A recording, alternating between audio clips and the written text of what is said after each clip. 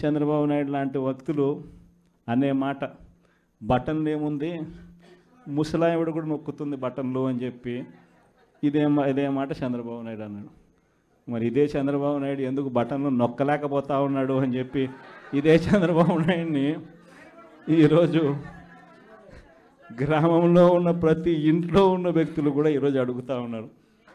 మరి ఈరోజు ఏమంటా ఉన్నాడు, ఎంత మొహమాటం లేకుండా, ఎంత నిస్సిగ్గుగా ఏమంటా ఉన్నాడు, రహస్యం ఏదైనా ఉంటే చెవిలో చెప్పు అంటాడు.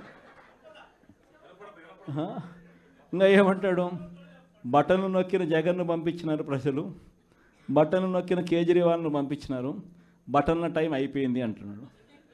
అంటే మొహమాటం లేకుండా నిస్సిగ్గుగా ఇంత దారుణంగా అబద్ధాలు చెప్పి మోసం చేసి అధికారంలోకి వచ్చిన వ్యక్తిని, ఈ వ్యక్తిని చీటర్ అంటామా, 420 కేసు పెట్టాల్సిన కేసు కాదా ఇది అని చెప్పి అడుగుతా ఉన్నాం. మేము అందరం కలిసికట్టుగా ఈ ప్రభుత్వాన్ని గట్టిగా బంగాళాఖాతంలో కలిపే పరిస్థితిలోకి తీసుకొని పోవాలి.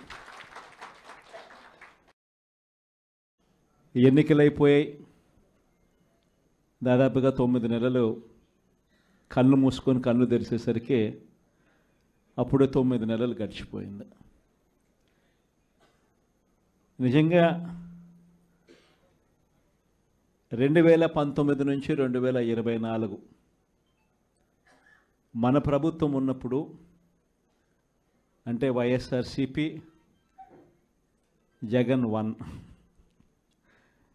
పరిపాలన ఉన్నప్పుడు మనమంతా కూడా ఆ 5 ఏళ్ళు చరిత్రలో ఎప్పుడు చూడని విధంగా, ఇంతకుముందు ఎప్పుడైనా ఇది సాధ్యమేనా అని అనుకునే పరిస్థితి నుంచి కాదు, లేదు, ఇది సాధ్యం అవుతుంది అని చెప్పి చరిత్ర మార్చిన పాలన చూపించగలిగిన పాలన ఎక్కడైనా జరిగింది అని అంటే అది వైఎస్ఆర్ కాంగ్రెస్ పార్టీ పాలనలోనే మాత్రమే జరిగిందని చెప్తాను. ఈరోజు పరిస్థితి ఏమిటి అని చెప్పి ఒక్కసారి చూస్తే, నేను చెప్పిన ప్రతి అంశంలో కూడా ఒకవైపున సూపర్ 6 గాలికి ఎగిరిపోయింది, సూపర్ 7 గాలికి ఎగిరిపోయింది, ఎన్నికలప్పుడు చెప్పిన మేనిఫెస్టో చెత్తబుట్టలోకి వెళ్ళిపోయింది, ప్రజలకిచ్చిన మాటలు మోసాలుగా తేలిపోయాయి. మరోవైపున వ్యవస్థలన్నీ కూడా, ఇప్పుడు నేను చెప్పిన వ్యవస్థలన్నీ కూడా, విద్య, వైద్యం, వ్యవసాయం, గవర్నెన్స్, అన్ని వ్యవస్థలు కూడా తిరోగమనంలో కనిపిస్తూ ఉన్నాయి. కేవలం ఒకే ఒక వ్యక్తి మారాడు ముఖ్యమంత్రి, ఒకే ఒక పార్టీ మారింది, వైఎస్ఆర్సీపీ పక్కకు పోయి టీడీపీ వచ్చింది, తేడా అంతే. ప్రతి వ్యవస్థ తిరోగమనం, ప్రజలకు అంతవరకు అందుతూ ఉన్న ప్రతి పథకం రద్దు, వీళ్ళు చేస్తామన్న ప్రతి పథకము మోసం, అబద్ధం.